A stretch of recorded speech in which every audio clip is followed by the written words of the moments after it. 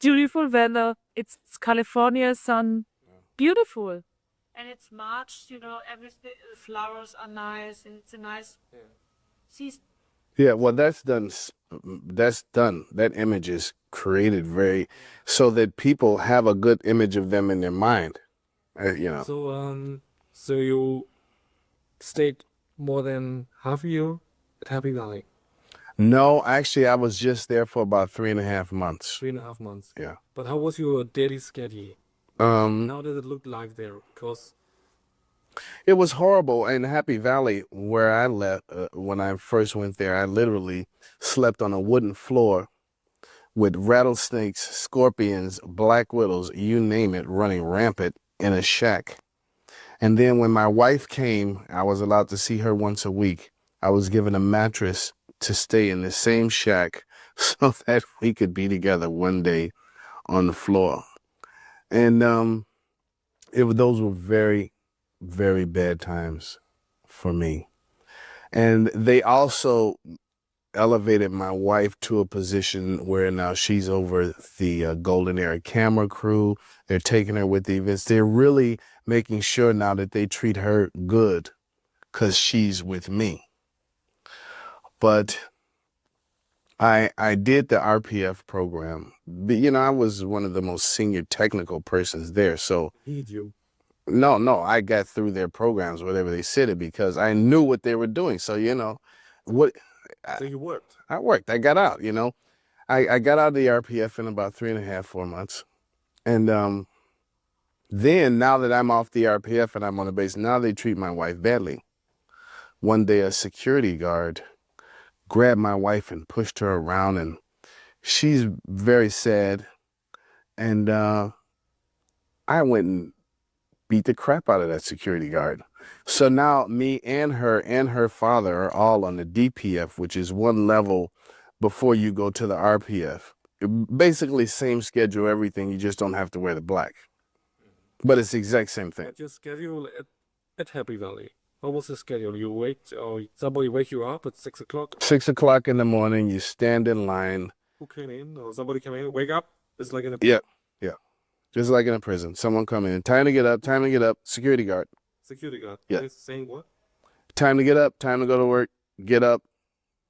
Wash up. You wash. 10 minutes. Wash, dress. And then you're outside standing in the, freezing early morning in California, shaking. They do a roll call. They count you just like they do in jail. They count how many people are there, make sure no one is missing. And then you're told what you're going to do for that day. You eat a meal for 20 minutes, and then you're working until 8 o'clock until 7 o'clock, 7 o'clock at night. On the Happy Valley compound? Or at the Gilman Hot Springs compound, doing the renovations there. The school bus, I think. The school bus bring you back and forth. Yes.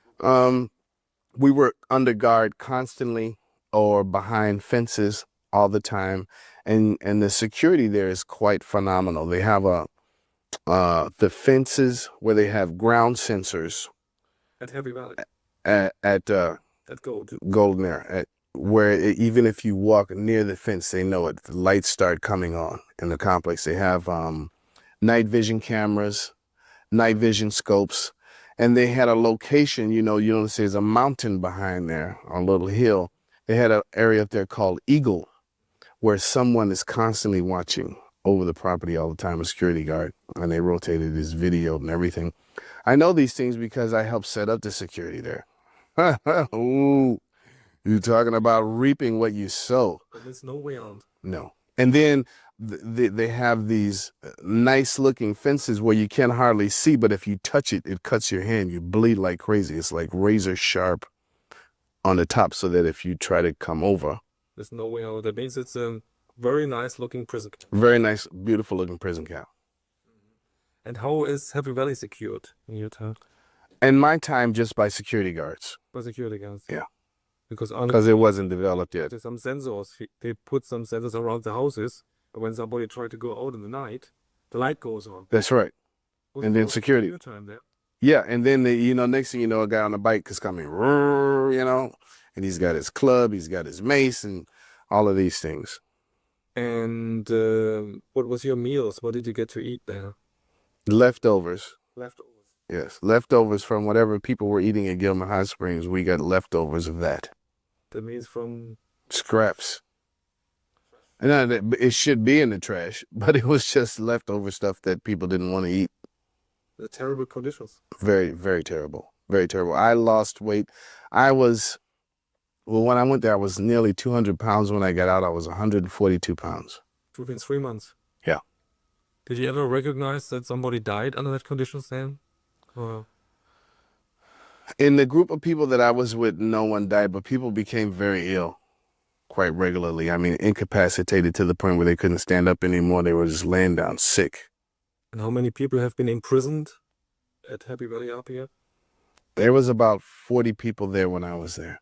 Also children or No, they had a separate RPF for the children in Los Angeles.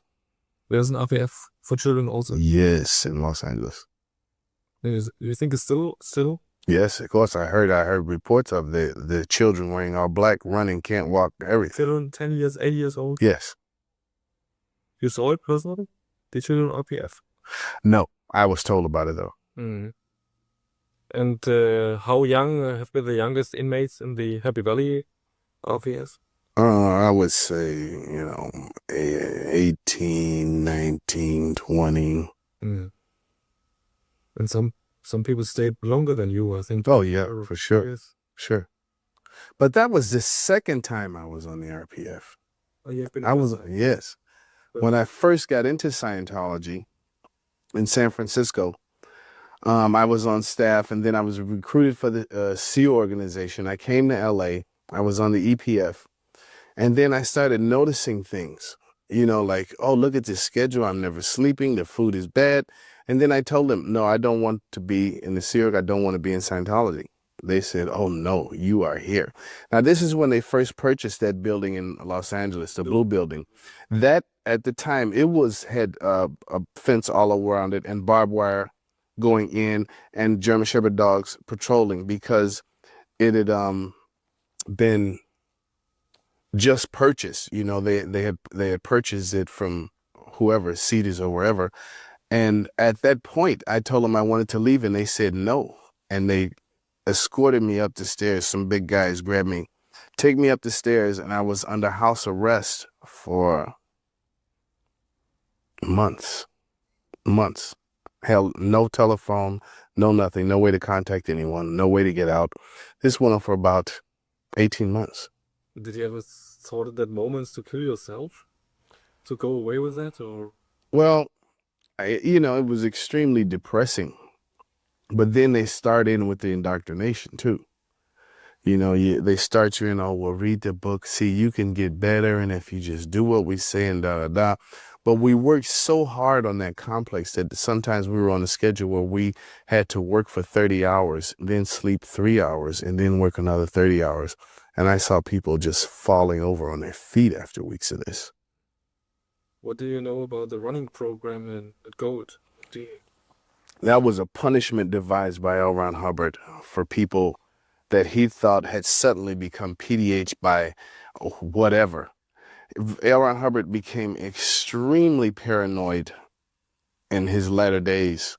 I mean, to the point where germs is getting on him, the space aliens, retarded space aliens all over his body, on and on and on, that he figured, he said, yeah, there was this thing in space. Now, he goes off with this science fiction where he said this comes from a device similar to a maypole in space, where spirits, these disembodied spirits, BTs, circle around it until they come to their senses. So he put a big maypole in the Gilman Hot Spring location, and people had to run around it all day. And it was a punishment for people who he thought had suddenly become PDH. Like all the senior executives, David Mayo, Vicky Azaran had to do it, Steve Marla had to do it. I never did it myself.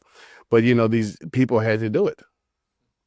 And was it near the new golf course? Where Yes. It's right there. We saw it when we flew over by the helicopter. We saw the pole and we saw the big round thing around. Right. And this is the running for. Yeah. This is the punishment. And you do it from the moment you wake up until you go to sleep. Somebody brings you there from the RPF to there, or also from the Sea Hawk? Regular. Yeah, regular both. That means you don't have to be an RPF inmate to do the No. running program. That's right. This could be also a punishment before the RPF. Right. It could be both. Yeah. And you just run around the pole day and night for weeks on end. Day and night. Hmm. They let you run under guarding. There's a little house, I think, there where somebody is. Mm. Yeah, a little water hose you spray on you if you get too hot. Yeah. It's degrading. It's like cattle. It's like cattle. Yeah, animals. It's unbelievable. And do you know about the... Can we take a little short break? Yeah, we'll make it short. Okay, Baxter. Yeah, close the door. Is it closed? Okay. Oh. So, and what is behind the houses? Are there also containers in Happy Valley or Yeah, containers? they have containers where they store hard copies of the dispatches that would regularly come from L. Ron Hubbard to all the corporations, reference copies, photo, films, the film stuff that they do there, and the files and stuff, the containers. Also, there was a bunker there. Oh, it's so crazy, like in case of nuclear attack or whatever the hell. At gold or Yeah, it had gold. at gold? Yeah, where they have all of these dry storage foods, guns everywhere. The guns stored in the bunker. Yeah. And where is the bunker at gold? I'm trying to think how I could explain it to you. Or No. The road, when you come up through the gate, there's a road. There's a ship here, and then there's a road. You go up the road, and then you make a left. No, it goes, and then it kind of curves around. Then you have a high place, and you got another road that goes off this way. It's on the road that goes off this way. There was. I mean, they changed the landscape so much. It's a big circle of trees, and then you go around that circle and around the back where you can never see this from the road is the bunker. And it was big enough, apparently, to handle everything, all of the people to live there, dry food. And so where did you sleep at Happy Valley? Where? When I was And together with in a little shack, it was just a little shack on near the entrance, near the watchtower, or is it more in the back? No, but behind. In the back behind. Is it barrack, or how would you... Yeah, like a barrack, yeah. Like a barrack. Yeah. And how many people slept in your room or in your... Let's say 20. In your room? In one It was just one room, yeah. There's only one room. Yeah, there's only one room. There's only one room where all RPF... Well, it was like a barrack. It was like... Yeah, it was like a barrack split in half. One half for men, one half for women. So there's bunk beds and everything, bunk beds. Yes. We made them. We had to make our own beds so we can sleep in it. Yes. And you had you had to change your bed, so it's every day the same bed? No, every day same bed. Everybody's the same bed. Yeah. That's terrible conditions, though. Very degrading conditions. Extremely degrading. I know about a case, Teresa. You look for Teresa. Happy Valley. What is this?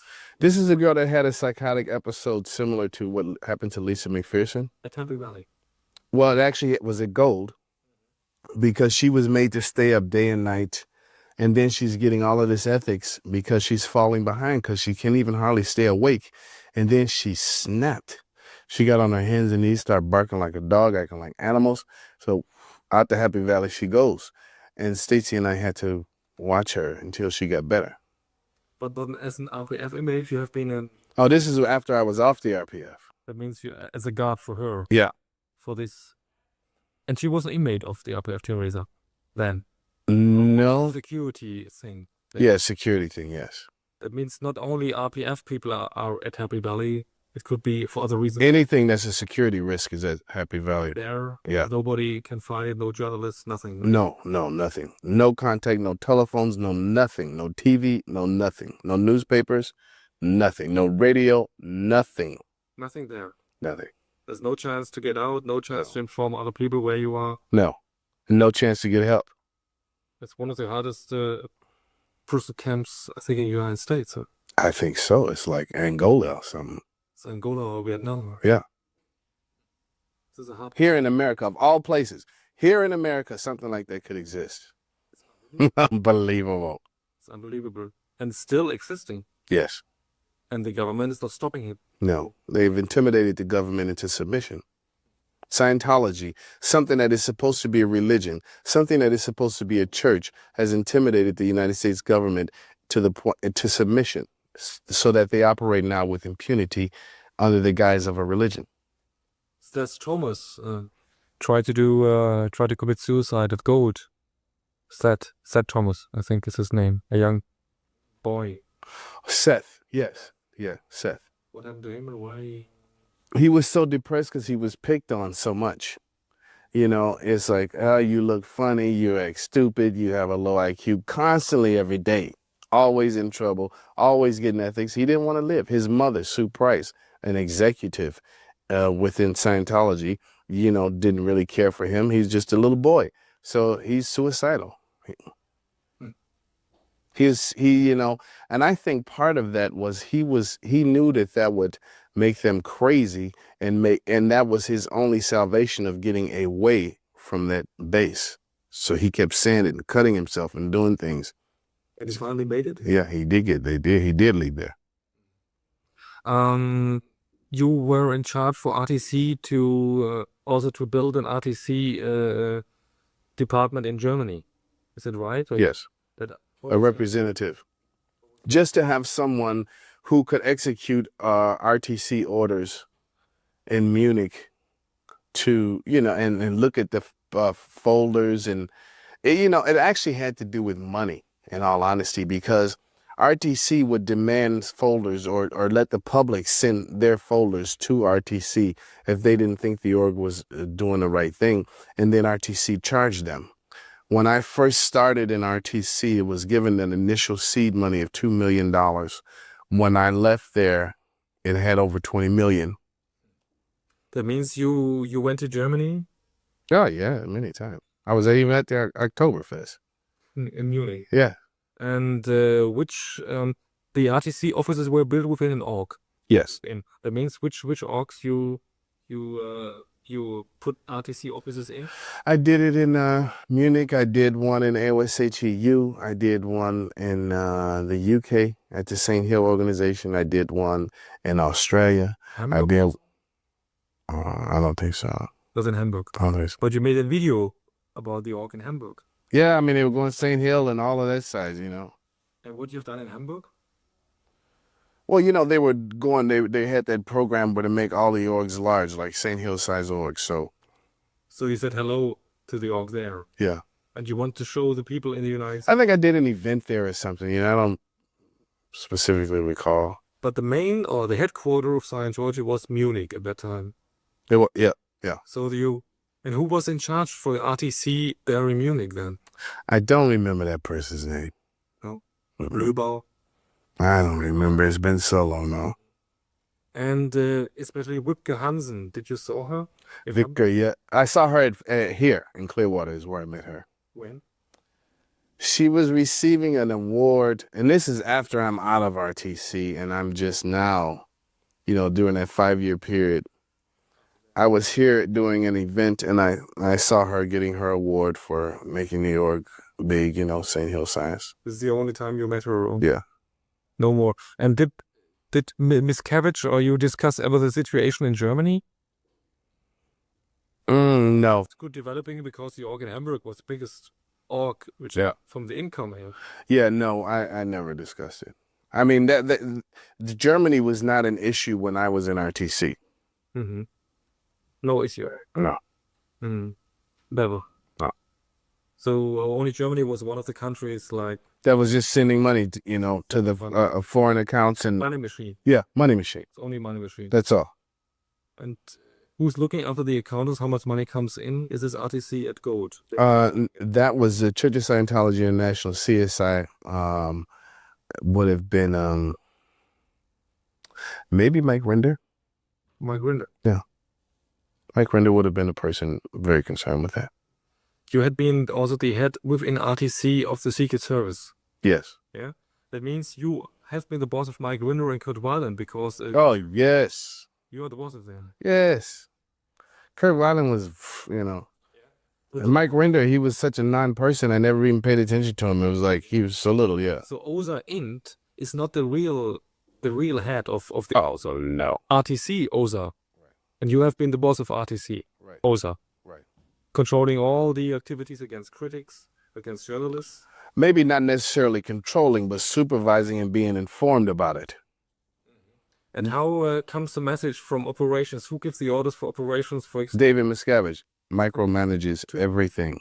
Yes. He said, Jesse, I have a problem with somebody in Copenhagen or Germany, for example. Yeah, but the main person that now there was a person that was secretly higher than me that has always been over the investigative process in Scientology, the Secret Service, which is Marty Rathbun. He was higher. Yeah, but never, you could never say that corporately, but he always was. He worked at ASI, Author Services. This is when David Miscavige was in ASI, L. Ron Hubbard's for-profit corporation. Mm-hmm. So how did these kind of investigating started? That means Miscavige get every day reports. Right. Me too. You too. You get reports from investigating officers. Yeah. Like trained all of Private. them in Miami. Yeah. No, it was on a much higher level. It would be specifically to do with legal cases too. Like I would get information regards Jerry Armstrong. What's happening with this case, what investigators are doing, what the plants are doing. The David Mayo case at the time, which was a RICO suit against him, the plants that we had sent in there, the black operations that we were doing in there. Lawrence Wallersheim, his attorney, Pat O'Reilly, what was being done to him, these kind of things. And who wrote the report? Osa in Los Angeles. Yeah, and then to no one. They would just make the report. See, they learned when they got raided in 1977 not to put names, not to have specific programs. So these would just come as pieces of paper with the information not signed by anyone, not really saying the names of anyone that we're using, but giving the information. They will put in envelopes, and then someone from OSA would come around and deliver the envelopes to all of the people who were supposed to have it. That means they drive over from LA to Gilman, 2 hours. Well, I had an office in LA too. You had an office too? Yeah. Was this your main job, these OSA things? So it became it because as Miscavige started taking over more and more and more, it became the majority of my job to do legal and look in investigative things. Mm-hmm. And what was the main investigation job you've done or you controlled? The main investigation? Well, RTC had its own investigative, which was over all the other investigative units. But then again, like I say, Marty Rathbun in ASI, a for-profit person working in a for-profit corporation, would run the non-profit, the investigative units in a non-profit corporation, and in fact give them their orders. Mm. Very Minecraft, what's the question? It was about just a question, but can you try to explain how it works that people are doing things they won't do when they are out, as I think about, about your experience in this organization, and right now you know what you did and what you let them doing with you. So, Okay, I understand what you're trying to ask me. It's a gradient process whereby you're kind of indoctrinated and you're asked to do things that are illegal. You're asked to do criminal things, in your position. And then pretty soon, you're doing it, everyone else is doing it. It's like part of the job. If you want to be in this position, then you have to start doing these types of criminal activities. And since everyone does it, now everyone is culpable. So everybody keeps quiet about it. No one talks about it. As I said earlier, the people, the hierarchy of Scientology does not practice Scientology as it is written in some of those bulletins. So what do you think what's going on in people who put people like you or like Stacy in the RPF and let them sleep on wood and with scorpions and bad food. And did you mean you can learn this to deal with people in such kind of bad way? Oh yeah, because these, now these people are considered to be enemies of Scientology, and we're even showing them mercy by trying to fix their minds so that they no longer think the way that they do. Yeah, you see that RPF means rehabilitate. That means to change your mind till you go from one point in your mind to another. That's the whole idea. And it was designed from the beginning to be cruel. A friend of you was Arthur Hubbard, the son of... Hey, I knew him. I audited him, yes. And he was also, I think, 2 times in the RPF. Yes. Did you know that? Yes. For what reason? He's trying to escape. From where? From Scientology. From Yeah, Scientology. see it, yeah. They put him to Happy Valley. Yes, Arthur Hubbard, yes, the son of Aaron Hubbard, yes. for more than 1 year. L. Ron Hubbard didn't care about his children. He didn't have any connection, none of the normal family values, because L. Ron Hubbard thought that everyone was just their own spirit infested with retarded space aliens. There was no family values, no family morals. His wife, his daughter, he didn't care about any of those people. And they never saw him for years. They didn't see him when he died. None of his family was at his deathbed. None of that.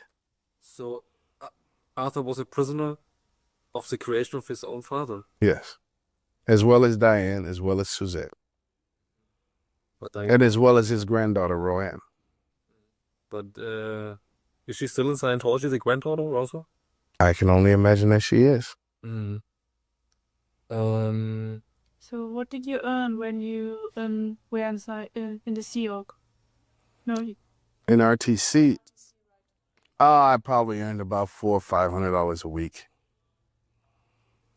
Yeah. In RTC. But in the Sea Org, $24 a week, $10 a week, $5 a week, $7 a week. So how can David Sketch afford such luxury lifestyle? Because Well, he doesn't make that. I mean, he said he makes $60,000-$70,000 a year. but his lifestyle is different from your lifestyle you had when you were in Scientology. It's totally different, right? Yeah, totally. Sure. He lives extravagantly because he's the boss. There's no way to explain it. It's criminal. There's no answer. It's just criminal. So how, what is the chance to stop Scientology in this case? What somebody has to do? Well, without government intervention, very little. No chance. Very little. And you think this will happen? I pray that it does. If you go on like this? Hopefully it will. Only two more minutes, yeah.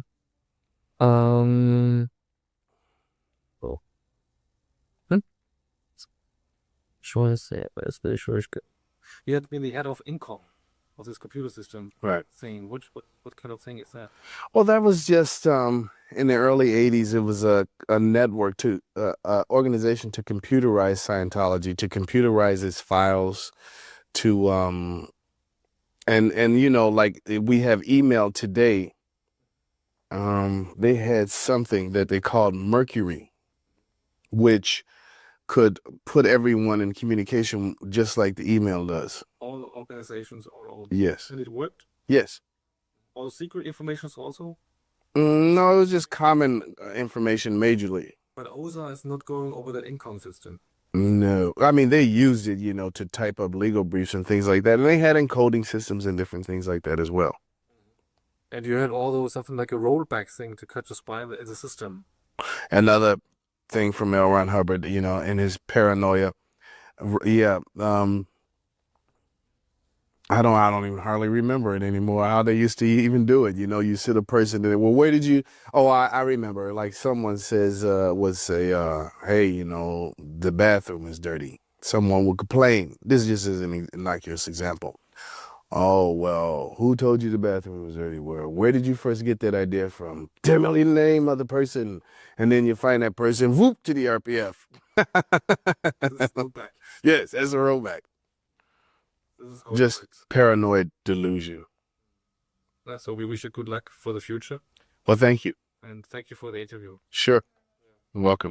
Thank you. Thank you. Hopefully we can make something good out of it. I hope so. Okay, go. No?